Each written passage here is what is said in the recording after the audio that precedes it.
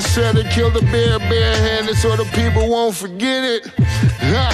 Getting money for I was legal to drink. I care what a broke nigga think. Just like the pack of Lewis. Look, everything I do so cold.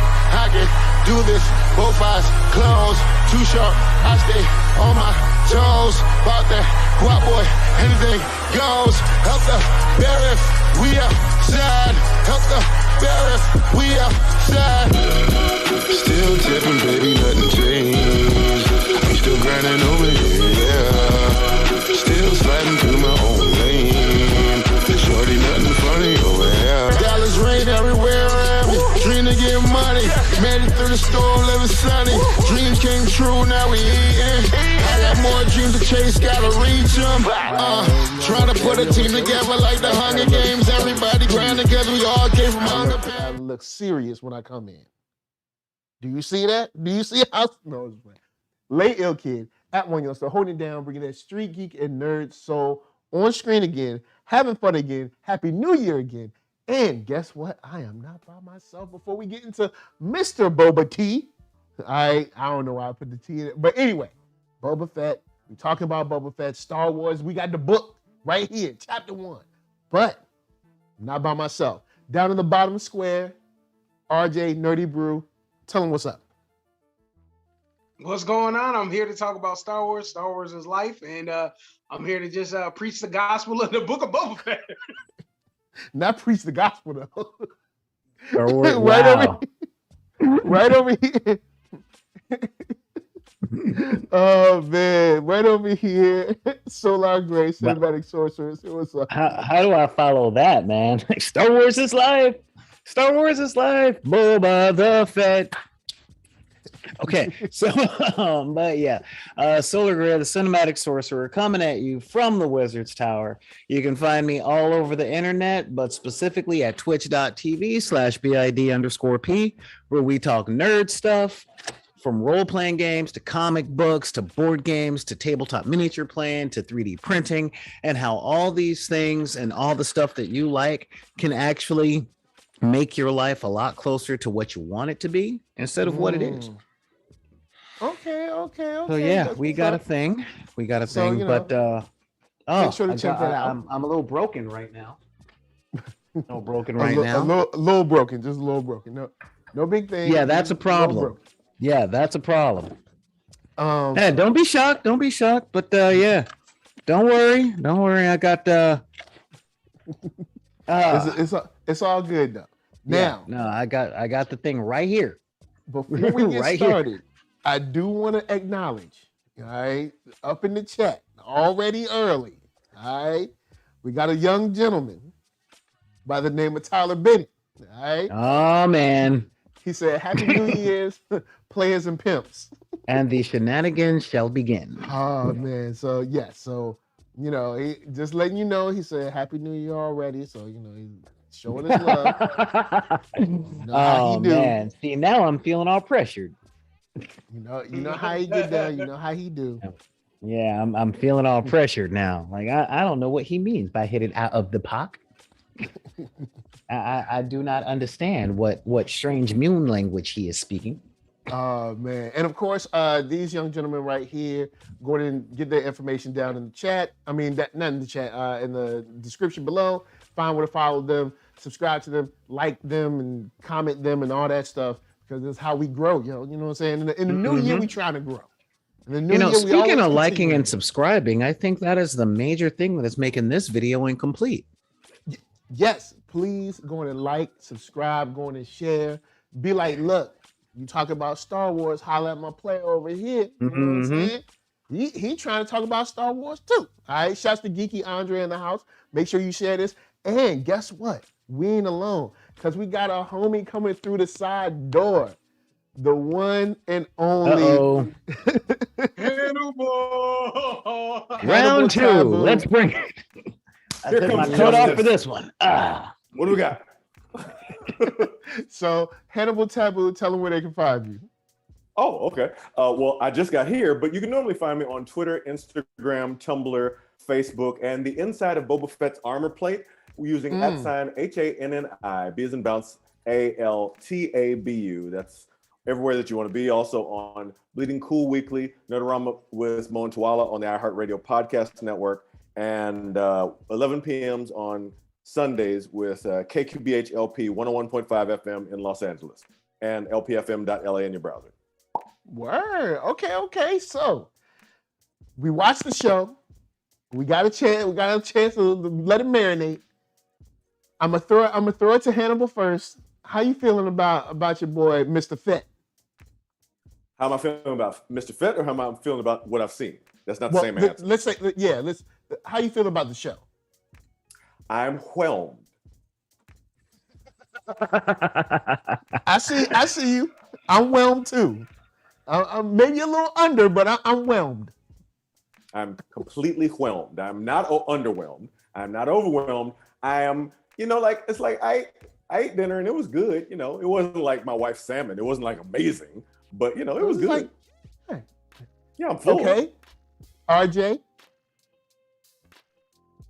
I liked it a little bit more. I'll say this. It was a very good meal. But it was a nice little creme brulee on the side for me as a little dessert. Not creme brulee. Classy. RJ is classy. All right. Nice tart on top. It's not as well placed. I'll say this. It's a startup. It's introducing us to what's going on in his story. More things are gonna get drawn out. There's a lot of things that I did like about the episode. It didn't blow me away. But what we got so far, I'm very well satisfied and excited for what's next. But I could say that it is a little brother to The Mandalorian. Yeah. I'm gonna hold it. I'm not gonna pull a punch. I'm gonna hold it. But Solar, how you feeling about the show? Whelmed is a good word. It is a pilot episode of a show. With that being said, I'm gonna let y'all know right now, as much as I do not like being the voice of opposition, I'm coming into this passionately ambivalent about the Boba Fett character as a whole. Okay. So I'm hoping that this show will do for me what Hawkeye did for a lot of people. You feel me on that so far? Okay. As far as this episode goes, from a structural standpoint, it is a very efficient and tight pilot. As far as a lot of the other things in the show goes, we'll talk about that over the rest of the show. So I think I am firmly whelmed. I think I am 60% whelmed. Tyler Bennett says, translation, it's trash. No. I ain't saying it's trash. Okay, I've seen trash. Same meal. I would eat this meal again. I'm not mad at this meal. Exactly. I'm not feeling. It's like I'm at the restaurant and I'm debating on what size tip to leave. Like, was this meal actually worth what I got charged for it? Well, it came with pretty good service. I'm gonna be real. I watched this episode, and now as I was watching the episode, I was like, okay, when we gonna get good? When we gonna get good? But in all fairness, I read the Game of Thrones novels. On The Mandalorian, and I had thoughts when they talked about the book of Boba Fett. I'm like, look, y'all were too scared to do Boba Fett in the first place, so you did The Mandalorian. The Mandalorian is dope. There's no reason to do this unless y'all got something extra special to tell. And maybe they should have dropped the first 2 episodes. I don't know. But in the first episode, if it did not come out, I would have been like, I wouldn't have been any more happy or mad. And I'll say this episode worries me about Obi-Wan. This episode worries me. Ooh. This episode worries me about Ahsoka. Look, when they had don't get me started on Ahsoka. Please don't get me started on Ahsoka today. Yeah, because Ahsoka, okay. So Bad Batch, I was like, oh snap, okay. The final season of Clone Wars, I was like, all right, I see y'all. The Mandalorian, I was like, word up, let's go.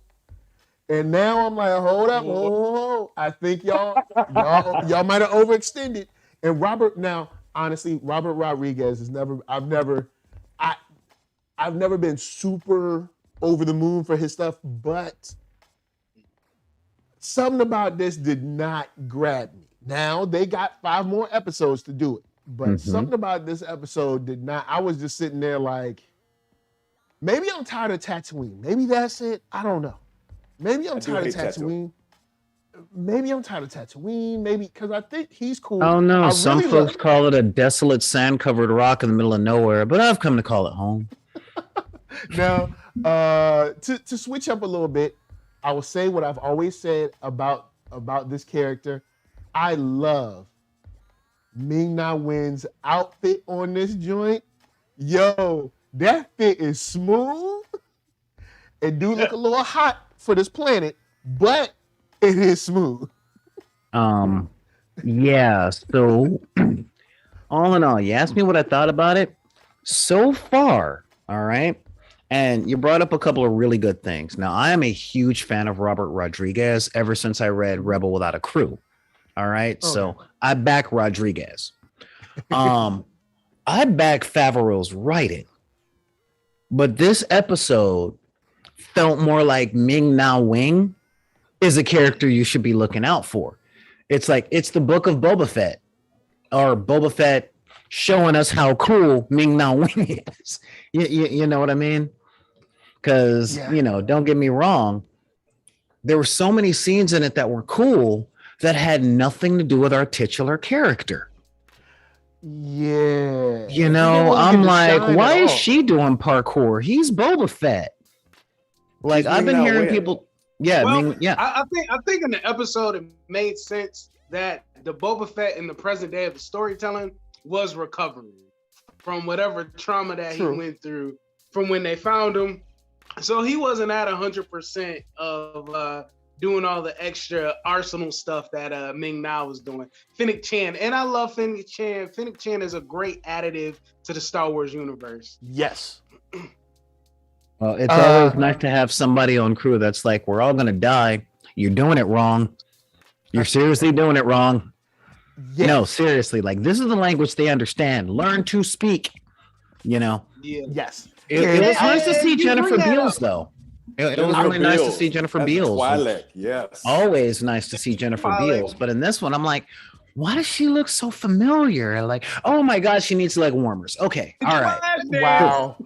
Personal foul. Personal foul. Not the leg warmers. Would you rather I say she should be tied up to a chair wearing a blue dress saying a whole bunch of euphemisms for the male sex organ? We can go there. Now, real quick. It is New Year's. I'll mention this character's name one time and I'll let it go because look, the show is made. I would have preferred a show about Cad Bane. I'm gonna just keep it real. Cad Bane is that dude. Since Cad Bane came on the set, he was on point. But I'll slide that because Big Pain says Cad Bane. Cad remind Bane me is another bounty hunter, but he was back in the Republic days. Back in the prequel days. Okay. During the he's a bounty hunter basically helped raise Boba Fett. Basically helped raise Boba Fett. That one. You know, all right, cool. Yeah, to a certain degree. I thought you were talking about Timothy Oliphant from The Mandalorian. I'm like, nobody wants to see that guy. Nobody wants that guy. Now, Big Pain says first day on the job, he gets jumped and robbed and then ran from the beatdown. He did kind of. That's true. Like, dude, but Fennec told him. Fennec was like, look, I know y'all trying to be cool, but they don't take too kindly to people trying to be nice. And I understand. You want to know what's funny about Fennec Shan? Fennec Shan was speaking that old wisdom with that philosophy that you used to hear that said, blast first, ask questions last. Because had he done that, he wouldn't have been looking like a goon. It took a whole 5 minutes for this to be recalled. All right. Yeah. So I love a good callback. I love a callback. Come on. I'm surprised it took 5 minutes. I figured as soon as we hit the screen, you'd be like, I told you, shoot first. What was that, RJ? And that's the one thing. That's the one thing that I'm noticing. How this episode is trying to cater to the Disney or family audience, because at the end of the stinger of the last season of The Mandalorian, he just shot Bib Fortuna. He just shot him and he took the throne. And then it's like they didn't carry over that that tough guyness, or what we know about him being the baddest man in the galaxy. They didn't keep that up. They got him looking like a sucker. In The Mandalorian, and then even with his intro in The Mandalorian, he took out those stormtroopers like it was nothing. Yeah. And then now we got him here, and he's struggling, and he's Steve, altruistic. And see, that is like, this is not the way of the world for this character. This is where I kind of struggle. This is why I have been passionately ambivalent on Boba Fett since 1979, because I've been hearing all these decades about how he is the baddest mamma jamma in town. Like, the only thing missing from Boba Fett is when he shows up on screen, he should be followed by either Isaac Hayes or Curtis Mayfield. Wow. But I ain't never seen it. What I saw was him being thrown into the Sarlacc pit by a blind dude by accident. What I saw, I mean, I saw Django was cool. And I can't believe I'm actually saying something was cool about the prequels, but I'm like, okay, show me this Boba Fett thing. Tons of cool moments. Moreover, there are a number of canonical moments where Boba Fett, even as young as 10 years old, was murking people in a major way. Boba Fett, to be perfectly fair, Boba Fett is the son of the most dangerous man in the universe. Because Jango Fett inspired essentially the power that took over the galaxy. So that's pretty impressive. But and like I said, Boba's Django's cool. Slouch. Boba's no slouch. It's just he's not. Well, it's like he got a whole eat Jedi love thing going on right now, where he's trying to take on a new path, and I'm not really sure why, because he don't owe nobody nothing, and everybody's kind of trash. So, and see, the people that were watching the Star Trek show earlier today are probably looking forward to seeing Hannibal and I argue. But see, we're not talking about a utopian future. We're talking about a dystopian past. So when what's-his-name came up going, oh, I'm sorry, the mayor sends his regrets, but he got called away and he's not here to pay tribute. In fact, you should be paying me. I'd be like, okay, that's cool. I'm expecting Michael Corleone at this point. I'm expecting the dude that took that throne in the stinger of The Mandalorian to be like, so he sent you? Cool. Well, you can go back to the mayor piece by piece with notes, with post-it notes with each word. So the mayor's got to put them back together, like arm here, leg there, hand here, that says pay me my money. That is what I was expecting. I'll agree with you. I was expecting him to say, okay, well, we got a message for you to take back to him. And then maybe them cut the shot, but hear him being like, oh, and maybe like a slice or something, and be like, now take that back. You know what I'm saying? Exactly. Take that. So I was like, so he's just gonna walk out of here? Yeah. I mean, I don't know if it's like the Christmas holidays or something, but I was hoping when I'm looking at, it was Life Day. I'm just saying, I guess it's because it's Christmas or the winter and I got traditions, but I was hoping a lot more Hans Gruber than Michael Corleone in Act 1 of The Godfather. You know what I mean? I was hoping like, thanks for your thing. That's very good. Yes. Oh, the mayor isn't here. You have until the count of 3 to pay me my tribute. There will not be a 4. That's the Boba Fett that I've been hearing about, or the Boba Fett that I've been hearing about. But instead I got Boba Fett. I don't understand what he's talking about. He's talking about you paying him. Oh, yeah, that's not gonna happen. And I love how Finnick was like, when he said bring him back alive, Finnick was like, oh, he means he only need one.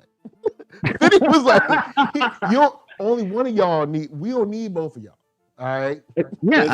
There's a great line in one of the comic books right now where Ochi of Bestoon, who works with Darth Vader, he says Vader wants him to bring somebody back alive. So he's like, hang on, I just want to shoot. I just want to talk. And then he shoots the guy next to him. Like, why'd you shoot that guy? He's like, I don't want a whole colloquium. Well, yeah, I mean, quite seriously, like the Boba Fett that I've been hearing about, the one that's been hyped, you know, the one that people talk about all the time, it would be like, okay, I don't kill the messenger, so I will allow you to return to the mayor with this message. Not in one piece, but I will keep you alive enough to pass on this message. Like I was expecting some Mickey and Mallory Knox stuff going, you know? And I got this magnanimous cool guy, and I'm like, I will allow it if I know what he's playing at. This had better be some kind of 3-dimensional chess and not I want to go back to sleep so I can dream an exposition. You know what I mean? Yeah. Thank you. We'll get into that exposition in a second. Let me throw this out to you. Anyone in the panel, do you think that when he was surrounded, that would have been a perfect time for there to be a throwback or a callback to Disintegrations? If he would disintegrated, if he would have off rip disintegrate, and there were like two left, and just like looking at each other, that would have been beautiful. That would have been. I got a whole problem with that fight scene. First of all, why would he shoot that missile and to have all of that like confusion happen? That was the first thing. I was like, wait a minute. That's not the Boba I know. And how he got helped with his guards. And it was nice to see the guards do more than get beat up or eaten. Yeah. But they were the ones that actually put in more work than Boba. And I was just taken back how he wasn't as fluent as he needed to be in that scene from these random ninjas. It was weird. I also had a concern that apparently somebody has been smuggling Wakandan technology to Tatooine with them shields. And I was like, we need to figure out where the vibranium came from, who's the leak, and how to stop it. Look, what I'm saying right now is this is his show. He's supposed to be the star. We're supposed to be rooting for him. But I'm like, if he's supposed to be the Boba Fett that I'm thinking about and I'm seeing, like, why am I aching for Giancarlo Esposito to show up? Because when he got surrounded by those ninjas, you want to talk disintegration?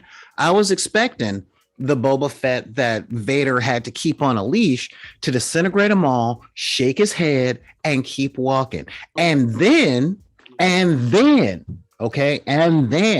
least for continuity of the episode, get his people together and go hurting some Jawas.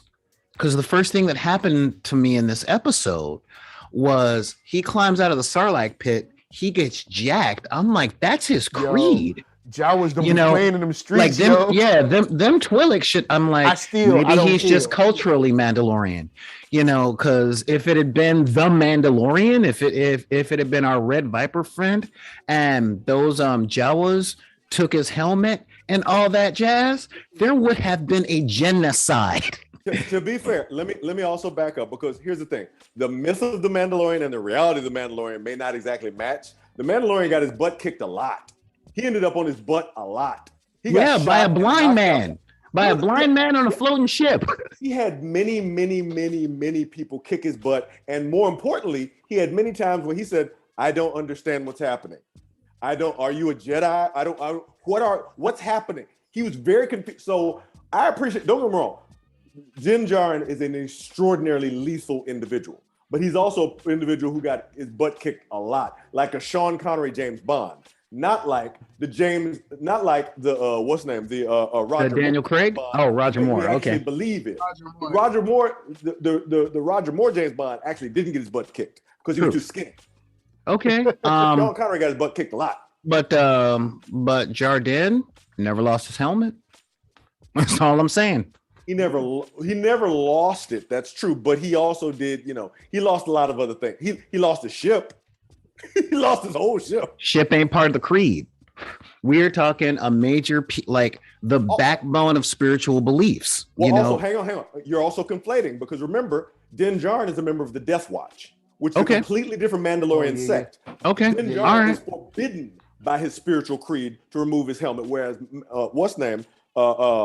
both Bo-Katan and Boba Fett and Jango were earlier, different, less radicalized versions of Mandalorians. You know, they had a completely different set of rules. Yeah, when I saw this, I kind of looked at my girlfriend going, huh, I guess he's a reform Mando. I don't know. Yeah. Death Watch is actually the reform. They actually got radicalized. Yeah, it was Death Watch. Yeah, Yeah, Death Watch is more of a zealous cult than the rest of the society. And they don't play.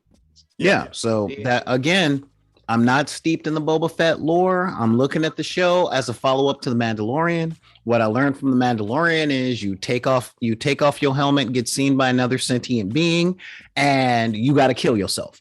That's not what you learned from the Mandalorian. They had 4 Mandalorians. Not that you got to kill yourself, though. Yeah, that was literally, they literally did a whole episode about that. Yeah, and well, either way, you ain't supposed to let another. He was ready to die until a droid's like, "I ain't alive. Remember, let me give you this shot." And I'm like, "Okay." Death Watch. Again, you're telling me that, but I didn't get that. The Mandalorian told you that. That was in the episode. It was literally said there. Okay, all right, because what I saw with the other Mandalorians, like when Starbucks showed up and they weren't wearing their helmets, I thought they were the different Mandalorians, not the new. I thought they were the new modern ones that were like, oh no, we just good. See, Bo-Katan is actually part of the royal line. Yeah, she is straight from the planet. She's from the lineage. She knows the creed inside and out. And Din Djarin was the fringe outside of that. Yeah, okay. And technically, I guess she Din Djarin is an adoptee. He ain't even born from there. All right, you know what? Yeah, like I said, I ain't arguing. You guys are schooling me on this. Is Bo-Katan the last in the royal line? Is what? Bo-Katan is the last in the line. Yeah, she's the last. Yeah. If she could get the Darksaber, she could easily claim the rule of Mandalore based on that. Which is why Giancarlo Esposito did the whole he beat me in combat. Here you go. I win politically because I'm evil. And that was kind of how I was hoping the Mandalorian would be. I was hoping it would be a little bit darker. But I want to, because here's the one thing that I'm hearing from a lot of this that is not what I'm saying about it, not my personal reasons. A lot of people are walking in. The thing I'm hearing very commonly is the verb expect. I expected. I expect. That's different than reviewing the actual content that's here. That's about placing one's own expectations on it. And as the African proverb says, expectations breed disappointment. That's literally what they do. Well, so, I just figured we were going to get all the opinions out of the way first before we broke into actual analysis. I'm just saying, should they not be informed opinions? I'm just saying, basically on the content that's here, not on the extra, because I could bring in all kinds. Boba Fett has done all kinds of bananas stuff that's canon and extra canonical. Okay. But I'm not even going to bring all that in because it's not what's on the screen. Yeah. Okay. And that was my thing. But some of it is supposed to count, though. As it was presented. I'm not saying it doesn't count. Go ahead, RJ. What were you saying? No, I was saying I enjoyed the episode that was presented. Because we don't have legends anymore, and how amazing how he came through. There's just so much Hannibal that we're not even gonna touch that he did as Boba Fett. As the stories expanded and how he even had a union with Luke, it was great.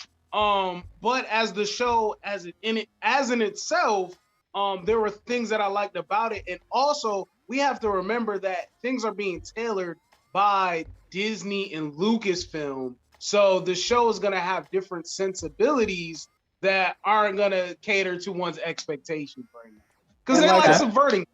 And subverting. To Mike's point, nothing that if I even stick to just the canonical Boba Fett stuff that we have right now, none of that stuff doesn't count.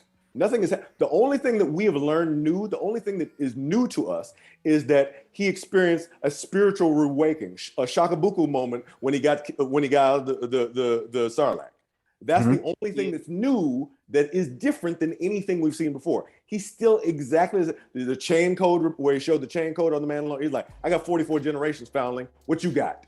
All of that remains true. Okay. It's just I guess it's because in the Mandalorian, we were set upon a path of like, okay, this is what the live action shows are going to be like. This is kind of the world they're in. This is the world they're working in. We even see Boba come in. He operates in that world, and when he operates in that world, he ain't playing. But at the same time, they are playing weird where this exactly happens at. Like as far as the timing between the time with the Mandalorian and the time now. I didn't see that. I didn't see that at all. I put on like me, a 2 week a 2 week difference.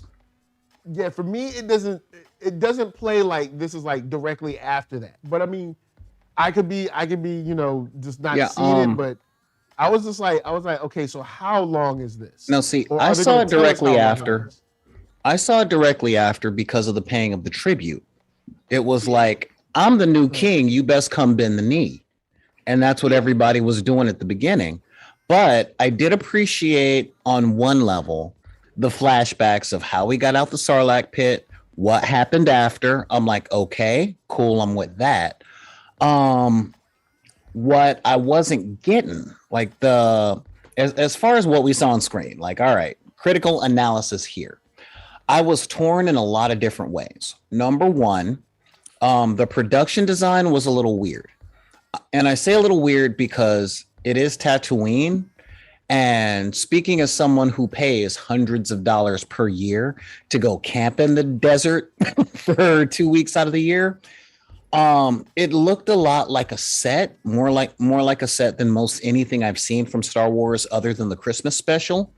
But simultaneously, it also looked like the desert. Not gonna lie, I think I do want myself a freaking Gator Mastiff. That was I looked at that thing and I'm like, I need one in my backyard. But I looked at it and I'm like, okay, all right, I can see where this goes.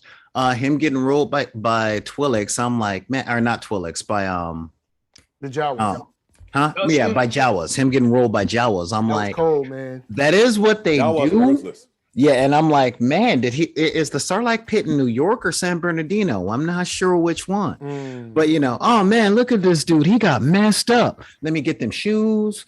Let me get that coat. And I'm like, that's okay, Tatooine, baby. Yeah, they had to explain why he didn't have it when he came in The Mandalorian. So pound for pound, it did. It gave us it answered a lot of questions that we had when he returned. Cool. I was fine with the flashbacks on that level. And it gave us beat for beat, like it hit all the Star Wars checklists. Am I wrong? Gave you the sandy desert thing. It gave you a conflict, gave you the giant monster, and it gave you a plot that will take a lot more than 44 minutes to expand upon.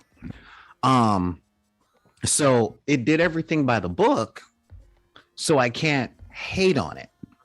But what I am saying is it left me a little flat. And it did what it was supposed to do as a pilot. I'm just not sure if I appreciate the way that it did it. Because other pilots get you hyped to see what's going to happen next. But this one has me curious. And on one hand, I'm going, I'll see where this goes, because I gave the Game of Thrones novels I gave it 77 pages to actually get started. But I'm afraid at the same time that it's going to be like Agents of S.H.I.E.L.D., where it's going to take 2 seasons. But at the same time, we're streaming. Okay, we're streaming, so they're going to get to it pretty quick. And it took WandaVision 3 episodes to catch up. 3 episodes for us to go, oh, okay, that's what's going on. So I'm curious. But I'm not like, man, why did I watch that? I only watched it this week for the panel because I want to wait like 3 weeks so I can go thing. You know what I mean? Now, I will give a shout out to a big shout out to E. Burnson that comes in saying, did we really need to see the Sarlacc escape? Some things are much better left to the imagination. Then adds on, Sarlacc is in Pacoima. I knew there was a reason why I would never go to Pacoima, but that said, the Sarlacc escape, there's a gag to it. If you've ever seen the show Parks and Recreation, there's a whole part where Patton Oswalt goes on and does this lengthy rant about how he's going to bring Boba Fett back and yada. And it literally, from every word that he says, all of that is recreated in Boba Fett's escape from the Sarlacc. every note. So we of got it. 3 minutes of an industry in joke. That tracks. Yes. But for me, like I'm sitting there watching, I'm like, you're doing the. Have you ever seen the meme of what's the name of Leonardo DiCaprio? It's like, ooh, I know that. Like, literally, that's the first thing I saw. I'm like, oh my God, you're doing the Patton Oswalt thing. That's hilarious. Because one, it accomplished the checking things off the list the way that you want to. But two, for people who recognize the joke, I was howling. I had to restart the episode because I was laughing so hard. Okay. All right, now Tyler Bennett jumps in and says, "Rest in peace to the audience's imagination on that, though." Do we? I didn't super need to see it, but I mean, maybe not. I just that's the Kessel Run argument. Yeah, I understand. I get that. If I may, when it came to seeing it, when it came to seeing it on screen and how they edit it, and first I was like, okay, it's totally cool that he got himself together to get out of there. It was nice seeing the fire. But it's a lot cooler in Legends, and that kind of like underwhelmed me from my expectations of how he gets out in Starlight Pit from my prior knowledge. So that was like something that took me back. Those just to see that aren't the droids you're looking at. It was the expectations. All right. Not the droids you're looking at. No. But this and I get you, Hannibal, but this whole industry is built on expectations. They need our expectations so that we would actually click on it. Like, if there were no expectations, we'd never watch. Half of this stuff we wouldn't watch. It has Star Wars on it. We'll watch. I watched Resistance, which is terrible. We'll watch anything. I watched like 2 episodes of Resistance, and I was like, I think I watched it to the end. It's all bad. Okay, so as the dude that's lukewarm on the character of Boba Fett, yes. I needed to see. I don't know about the rest of y'all, but I needed to see him escaping for the Sarlacc pit for 2 reasons. All right. Number 1, I needed to see some language of Boba Fett's awesomeness. Okay. And if he's awesome because he's the dude that survives like Spider-Man in every crossover event, cool, I have a language. Second, the fact that Boba Fett escapes the Sarlacc pit really cheapened that part of Return of the Jedi for me. Because the Sarlacc pit was supposed to be a great big threat. It was an entire set piece. And it was the threat of an entire set piece. And then it just looked like a bunch of teeth in a hole. So it was like, well, if it's just a bunch of teeth in a hole and it takes 10,000 years to digest, why don't people just climb out? I need to know a little bit more about the Sarlacc. I know. Well, and if this is again a callback to the Mandalorian, ironically enough. The reason why it didn't work was because he was wearing Beskar. Beskar is too tough. Yes. Beskar armor. Yeah, and again, so seeing all that definitely placed a lot more context in it for the casual fan and people like our older family members that are paying for Disney Plus that don't spend 9 hours a day looking over all the lore because it's what we learned to believe in back in 1978 to 1983. Okay, it's for everybody else. I feel attacked. You should feel seen, my friend. You should feel seen. And trust me, there's definitely dope stuff since then. Oh, sorry. Go ahead. Yeah. No. One thing that I did love about that scene is like he found himself in the Sarlacc pit, and then he saw that there was the other stormtrooper there, and then he saw that he had his breathing contraption, and he decided to use that as well to have some oxygen to get out of there. I just thought that was good ingenuity in the character. Yeah. And again, if they're gonna make Boba Fett the John McClane of Star Wars, I'm cool. I just needed to know. Fun side note for me. The Mandalorian armors are compatible with Stormtrooper armors. That was already built in. That he could just take that the parts work together. I was like, I see what you did there, continuity, and I like it. Yeah, that was nice. I like everything. I will say this: I like about half of the episode because you guys know I like going forward. A lot of times when we do flashbacks, they just drag the story for me. This kind of half drug. I mean, I sort of cared about the Tusken Raiders because I think they are dope to a certain degree. But I had a lot more fun with the Tusken Raiders. I mean, I guess not fun like woohoo party time, but I had fun watching the Tusken Raider episode in Mandalorian. Here, I was just like, all right.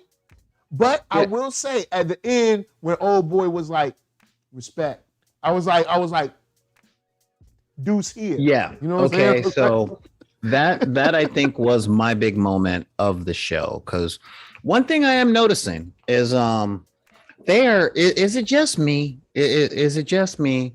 Or does it seem like Disney is scrambling hard to justify Tusken Raiders?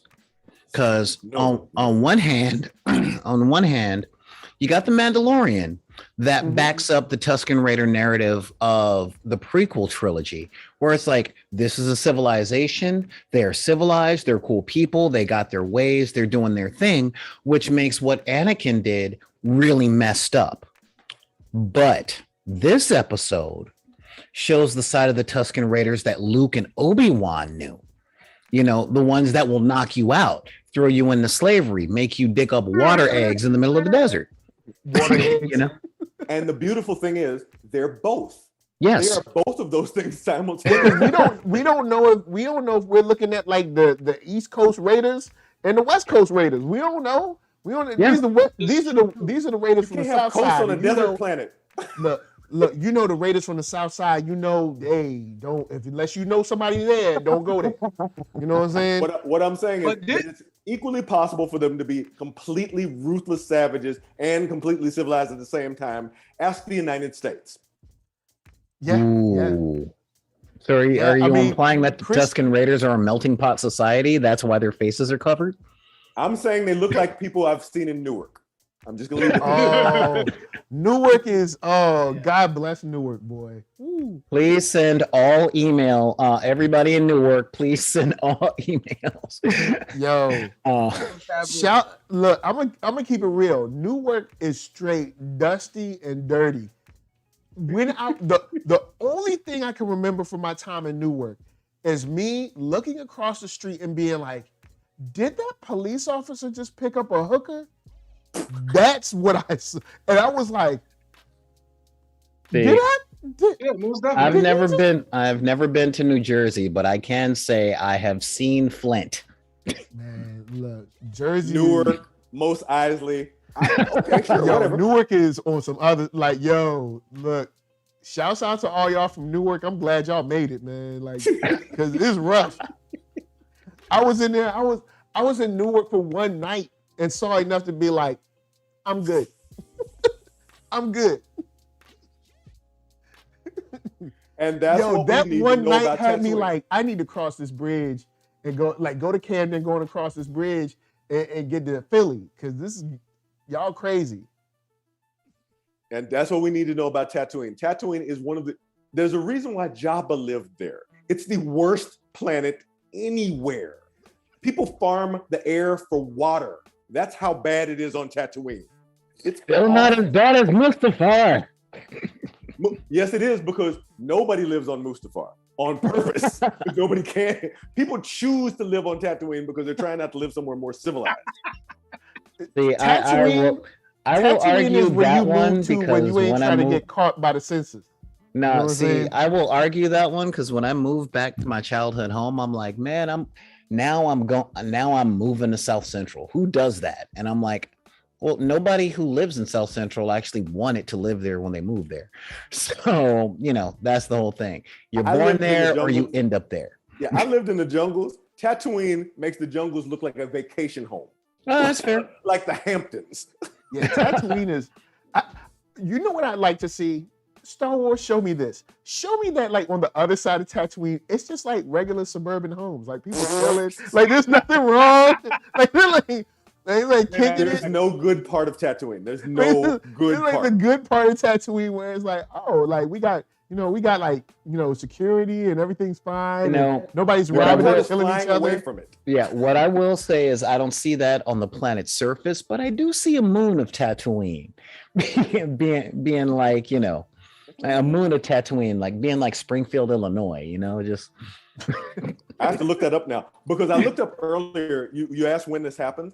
There's a timeline that I put in the chat that shows this happens 9 years after the Battle of Yavin. So The Mandalorian is immediately before the book of Boba Fett. Seasons 1 and 2 is immediately before. So yeah, but I'm gonna look up. I don't remember. I know there's 2 suns, but I don't remember if Tatooine has moons. I'm gonna look that up. Good point. If But it's 2 suns and no moon, that makes it hell. About this flashback, what I enjoyed about this flashback, or the first half of the flashback when he got with the Tuskens, is what you were saying, Solar.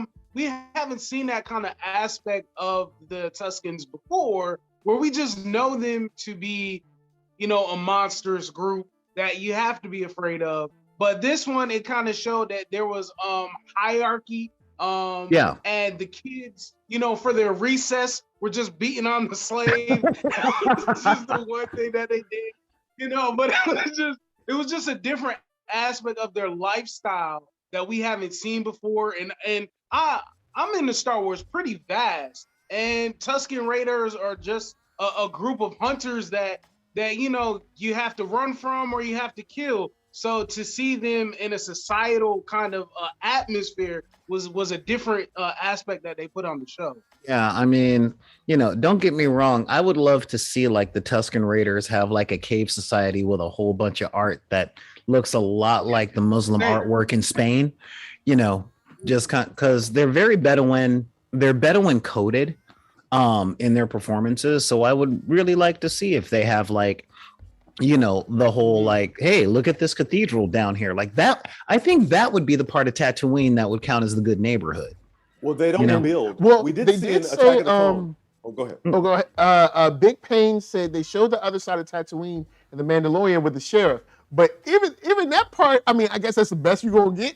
That part, I'm right. Like, when we open up to that part where the sheriff was, weren't they getting robbed? Like weren't they getting robbed when we showed up? Yeah. And so the best part, a crate dragon. Yeah. So the best part of Tatooine is Deadwood. That's essentially what they're saying. That's actually true, because I looked up 2 things since we talked.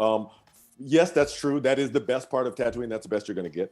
Tatooine actually does have 3 moons, and it used to be Tatooine used to be a planet like Naboo, but nobody knows why it turned into a crap hole.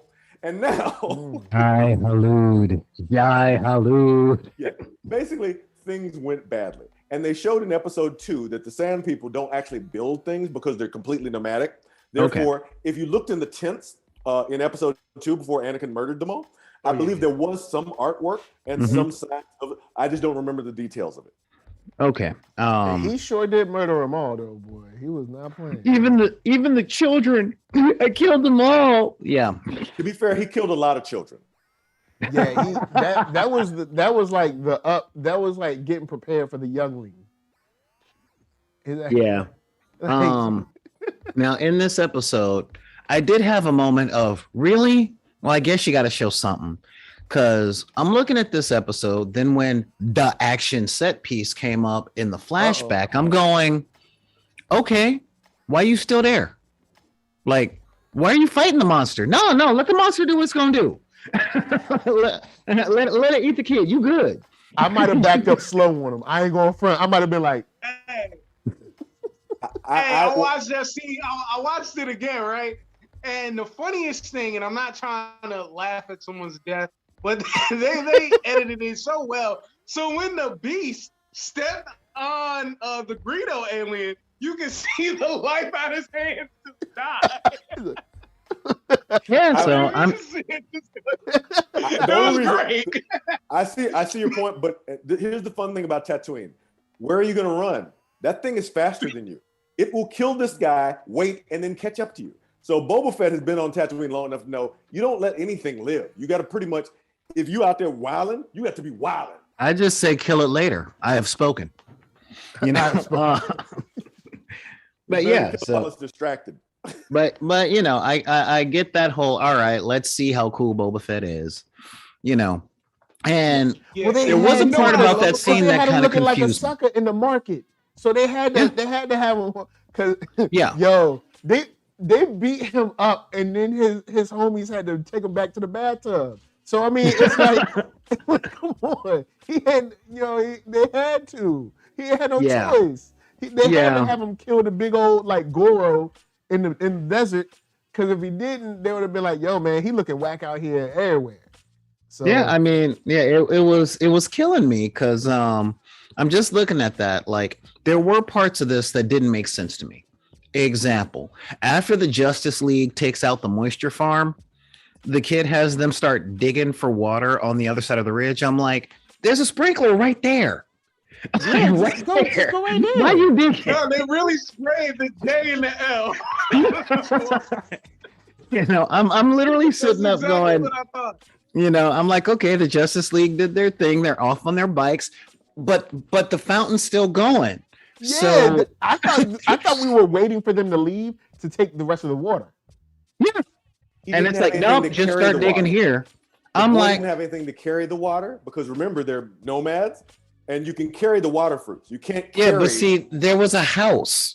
There was and nobody was in it. We saw the last dude die. So Yeah, you could true. go in, get a bucket, fill up the Fresh bucket that bucket. they were using, and I mean, they could have at Daddy least said bring looked. back some water fruits. I'm gonna bring back some water fruits because Daddy's gonna kick my butt if I don't bring back this freaking water. You know what? If daddy, like, I don't know. I mean, if I told my kid to go out and bring back water fruit, and my kid came back with a couple of water fruits and 3 buckets full of water, I'd be like, you know, I told you to get water fruit, but well done, well played. We got the water. Our people I don't ain't know, go, man. I feel you, and he should. But there's some daddies out there, boy. There's some dads out there. They ain't gonna care. You could bring back the fountain of youth, and that daddy will be like, I don't know why you brought that back. I wonder, but this is even better. And who said it was better? Huh? I say what's better. It ain't fruits. That Joe Jackson. What did I say? What Joe did Jackson. I say? Joe Jackson would whoop him for buying $5 candy and selling it for 5 cents. All right, that's what he would have did. yeah.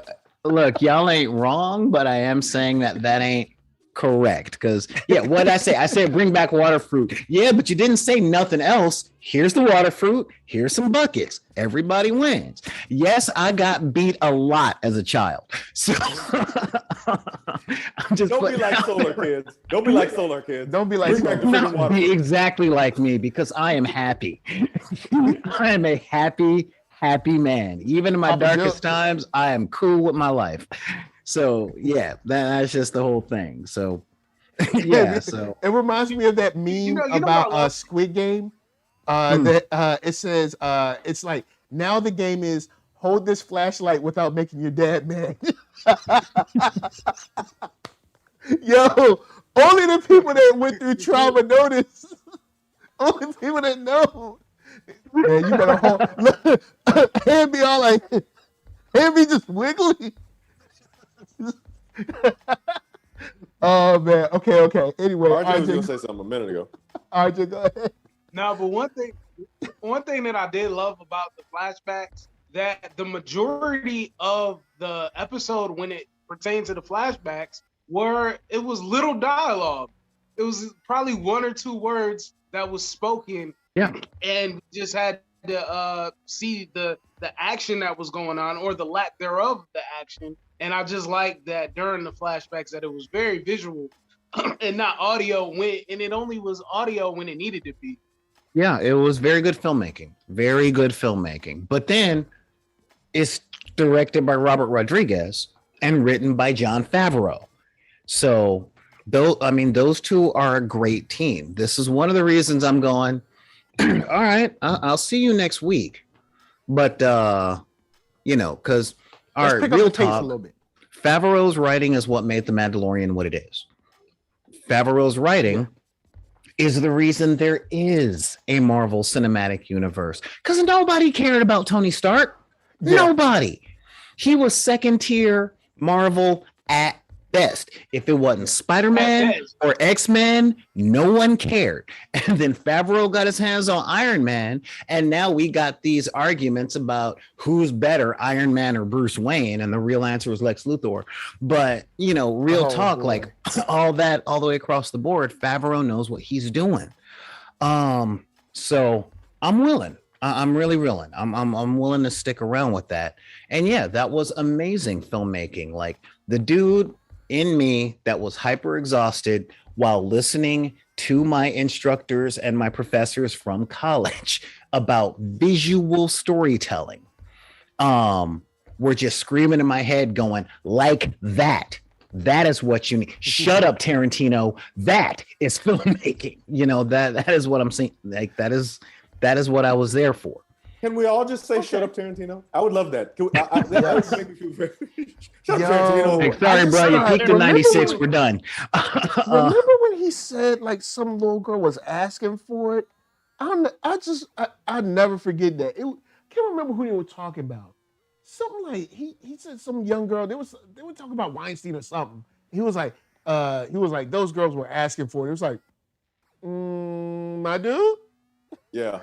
I don't know. That's your dude. I do remember that. This ain't the right time. The only reason I give the 3 pieces of respect I give to Tarantino is 1, he did bring back a love of French Nouveau French Nouveau filmmaking to a modern audience, i.e., our generation.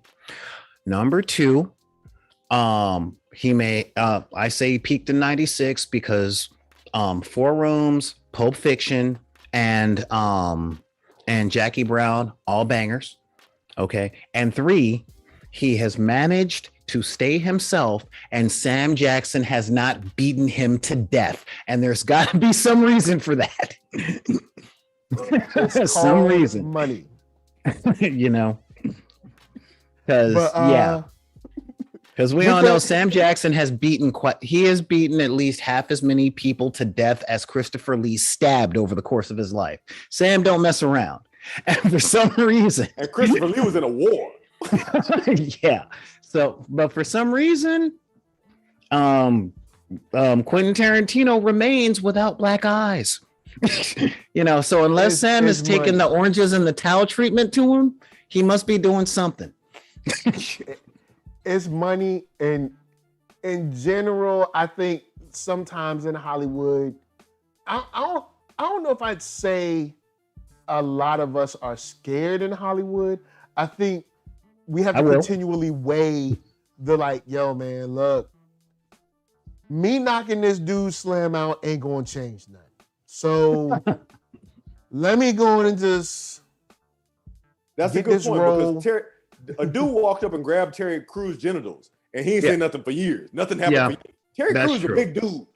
Yeah, but he's also gentle. He said something. Yeah, but he's also gentle. Suplex him, but I mean, say something. Well, again, Terry Crews is big, but he's gentle. Sam Jackson looked like he was pistol whipping his babysitters. Like you gonna spank what? You see what I mean? They know what they did. Yeah, exactly. So yeah, that's the only reason that I can give any kind of props to Tarantino. But yeah, that part of the flashback scene where we're seeing Boba Fett's journey from the Sarlacc pit to where he runs into Mando, I'm like, okay, I'm interested in seeing that. I'm even interested in seeing where his career as a crime lord is going, but right now it's really feeling a lot like Walter White season 1. You know what I mean? But that went well. Okay. That went really well. Sorta. I mean, he had moments. It went well for the audience. Yeah, it went really well for the audience, but not for the character. Yeah. All right, so we are guys. We at time, so I'm gonna start with RJ. Give me some final thoughts. What you want to see, and then let us know where we can find you. Okay, so I'm excited. Or since he's a crime lord now, there is the Crimson Dawn, there's the Black Suns, there's these other organizations that are still out there. And I'm trying to see how will that incorporate into his reign as this new crime lord. And what lines is he willing to take? Is he gonna start off negotiating with everybody? What territories you want? What money do you want? How the politics gonna work? Or he's gonna be like, I'm Boba Fett. You knew my name before I got in the chair. You're gonna know my name after. So I hope that there is a good arc to where we're headed for this character. But as of right now, from the first episode, and what we got through the world, of his journey. I'm intrigued, and I'm looking forward to seeing how it develops in the criminal aspect. Because this being altruistic and respectful is not gonna continue for what's best for him. Phoenix Shan is the best right hand that he needs right now for him to even just stay alive. But all in all, it's a good start to the show. It's a good foundation of a setup. And you could find me at RJ the Nerdy Brew, and or the Nerdy Brew. That's my channel, the Nerdy Brew. And we talk TV, movies, everything in between. All while drinking a cup of coffee. We do some top tens. And like, share, and subscribe. The channel is growing on a steady level, and we're happy to have you there. All right. Hannibal Taboo. What I want to see is wrist cable, thermal detonator, flamethrower, his daddy's ship, whether you call it slave or not. I'm not really picky about that. I know some people are, whatever. I'm a little, depending on the day, I'm kind of picky about that. Whatever. I want to see seismic charges. I want to see full out everything that we're looking for in terms of the merchandising, partially because that means that I'm gonna get better figures and better toys to come out. If I get a Black Series Slave 1, I'm definitely in favor of that. That's one. But you left out the jetpack, bro. Oh yeah, definitely. Thank you. Definitely jetpack. Absolutely jetpack. And the back rocket. Thank you. I did leave those out. So those are the things I'm looking for. I'm also looking for, because I'm a big continuity person, I'm looking for Bo-Katan to come hat in hand and be like, I need some help, dog. Oh, you need my help now? Oh, you looking for me? Oh, I thought I wasn't a Mandalorian.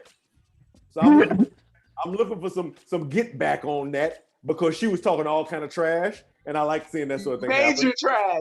Major trash. I am aware that in the current Marvel comic series, they're making sure the Crimson Dawn and Black Sun will not exist after Return of the Jedi in canon. So I'm not looking for them. But the Pikes, there's always the Pikes. They always kicking it over. Let's see what they got cracking. And also based on what we've seen here, the Jabba was the last of the Hutts. So the Hutts are gone too. Mm-hmm. So there's a whole bunch of stuff that, it's an open field for anybody. It's opportunity for everybody. Hello, power vacuum. Exactly. Let's get this work. So those are things I'm looking for. My name is Hannibal Taboo. You can find me using @HANNI, B as in bounce, AL, T as in tough, A, B as in bounce, U. That's on Twitter, Instagram, Facebook, Tumblr. That's on Grief Karga's, the handle of his gun, and everywhere that you want to be. I'm also on Nerdorama with Mo and Tuala on iHeartRadio Podcast Network, KQBH LP 101.5 FM in Los Angeles, or lpfm.la, Sundays at 11 p.m. And it'll be on demand if you look at the It's Complicated Twitter feed. And I'm grateful to be here. What up? And last but not least, Mr. Gray, the cinematic sorcerer.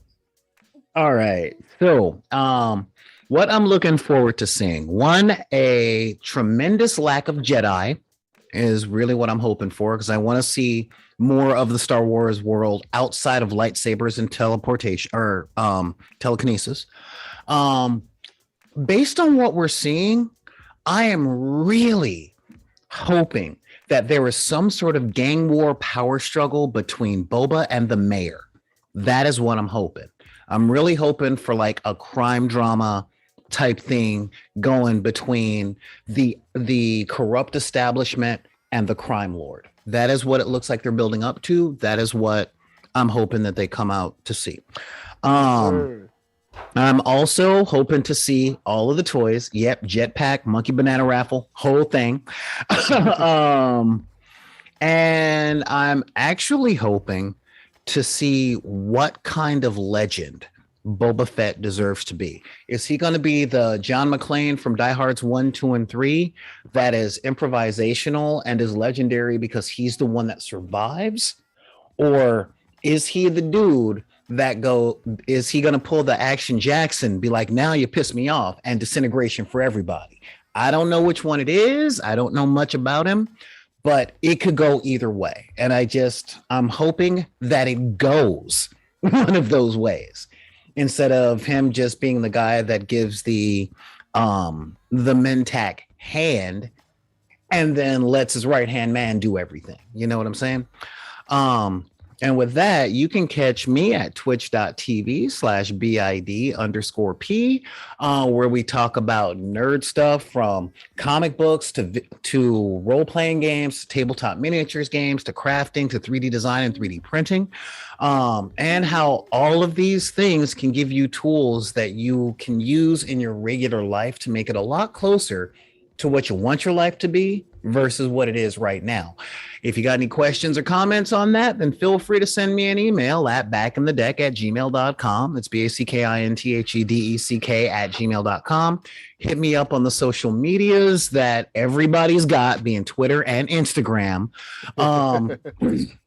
I do have a TikTok channel, but it's mostly for lip syncing. Check it out if you ever need any eye bleach, because sometimes you got to get a little silly. And of course, you can find me Solar Gray right here on YouTube, but only if you like and subscribe to NERDSoul. All right, that's the whole. If you don't, you won't be able to find it. It won't pop. It's behind the subscribe wall. It won't even come up. Yeah, exactly. So yeah, that's where you can see me. Right. And we'll play in 5, 4, 3, 2. Once again, since we're still here, Happy New Year. Anyone who hasn't checked out the show yet. What I want to see is hopefully some more back-to-back action, but not in the way that we saw in the first episode. I do want to see very, very tough situations, but I want to see them kind of beat down a little bit, but still overcome. I don't want to see him dragged off to the tub no more. I want to see him overcome back-to-back, knockdown, drag-out sequences, all kinds of disintegrations and crazy, and the flamethrower and all that. And, people, maybe somebody trying to run away, you hit them with the little, I don't know, the little rope around the neck or something. Wrist cable. Grab them back. Just do cool stuff, all right? Do cool stuff. This is like, give the people, once again, Disney, I know.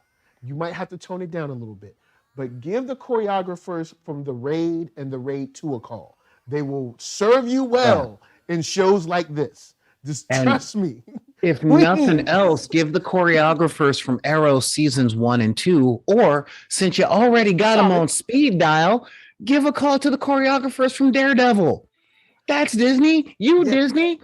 They already in the Rolodex. Give them a call. I want Boba to have him look good, man. This is his show. Come on. Because you didn't have him looking good. We did talk about the fight choreography, which I was kind of sad at, because I'm seeing Boba Fett in a hand-to-hand fight, and all I'm thinking is 1, 2, 3, 4, 2, 2, 3, 4, 1, and 2, and 3, and 4. I agree. I just feel like we have to deal with that. We're dealing with a man who's middle-aged, who's about to be 60. So that's what we're getting right now. We're getting a little bit of Finn Jones fight choreography. Yeah, exactly. And that killed Iron Fist. And I'm gonna straight up say, don't care about the age. Bob Anderson was kicking butt during Pirates of the Caribbean, and he was in his 60s. Number two, being in your 60s ain't what it used to be. We ain't talking Aunt May played by some old shriveled up white lady. We're talking about Marissa Tomei Aunt May in her 50s.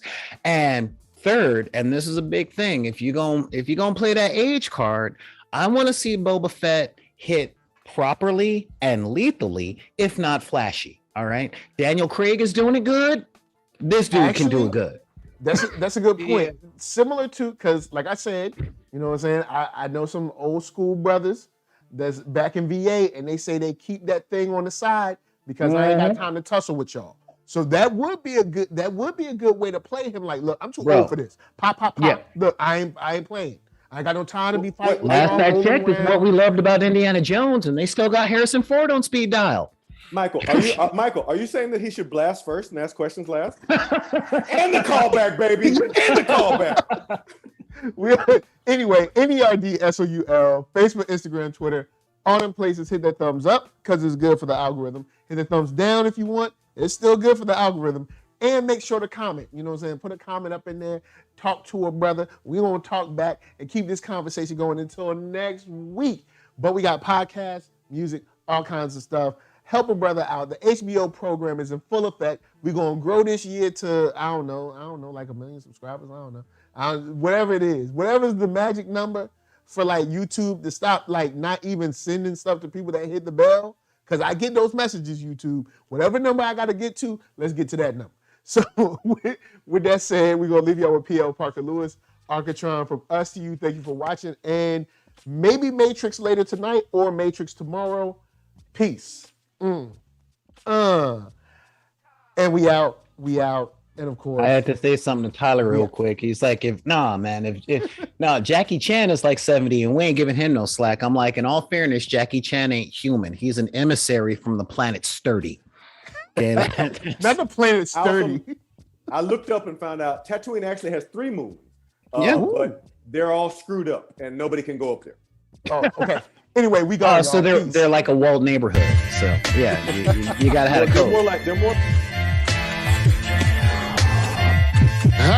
I'm the man, yes, sir, that killed a bear barehanded so the people won't forget it. Getting money for our legal to drink. I care what a broke nigga think. Just like the Parker Lewis. Look, everything I do so cold. I can do this, both eyes closed. Too short, I stay on my toes. About that guap boy, anything goes. Help the bear if we outside. Help the bear if we outside. Still tipping, baby, nothing changed. I'm still grinding over here, yeah. Still sliding through my own lane. Shorty, nothing funny over here. Dallas rain everywhere around me. Dream to get money. Made it through the storm, living sunny. Dreams came true, now we eating. I got more dreams to chase, gotta reach them. Trying to put a team together like the Hunger Games. Everybody grinding cause we all came from Hunger.